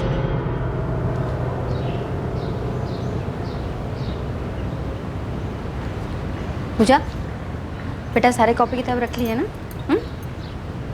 ये लीजिए।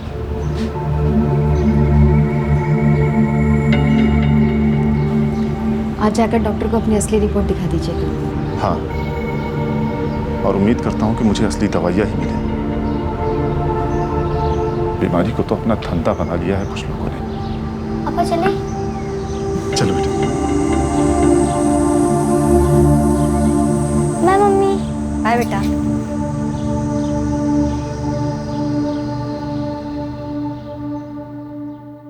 मासूम लोगों की बीमारी कुछ लोगों के लिए सिर्फ पैसा बनाने का एक अच्छा बिजनेस बन के रह गई है। हो सकता है कि बहुत से डॉक्टर्स और मेडिकल फील्ड से जुड़े हुए लोग इसके खिलाफ आवाज उठाएं और कहें कि ये सब गलत है, ऐसा नहीं हो सकता है। ये भी कहेंगे कि शायद उनकी इमेज को खराब किया जा रहा है, उन पर इल्जाम लगाया जा रहा है। बट प्लीज शांत हो जाए। औरों की तरह हम भी यही मानते हैं कि डॉक्टर्स भगवान का दूसरा रूप होते हैं और यहाँ पर हम सिर्फ वैसे लोगों के बारे में बात कर रहे हैं जो मरीजों की बीमारी को पैसा कमाने का जरिया मानते हैं। पैथोलॉजिस्ट की मेन बॉडी ऐसे लैब्स को जड़ से उखाड़ने की कोशिश कर रही है जो गैर कानूनी तरीके से चलाई जा रही है, और इस तरह की बहुत सी लैब्स हैं। ऐसे में सबसे बड़ी दिक्कत यह आ रही है कि इस तरह के जालसाज ऑपरेटर्स को गिरफ्तार तो कर लिया जाता है, उनके लैब्स भी बंद हो जाते हैं, लेकिन बेल पर छूटने के बाद वो लोग कहीं और जाकर अपनी लैब्स खोल लेते हैं। सच तो यह है कि हर दूसरे नागरिक का ऐसी फेक लैब्स द्वारा शोषण किया जाता है, जो मेडिकल रीजंस की वजह से या फिर अपने नॉर्मल हेल्थ चेकअप के लिए इस तरह की लैब्स में टेस्ट करवाने जाते हैं। कुछ ऐसे मामले भी सामने आए हैं जहां पर डॉक्टर्स और लैब्स के बीच में सांठगांठ होती है। डॉक्टर्स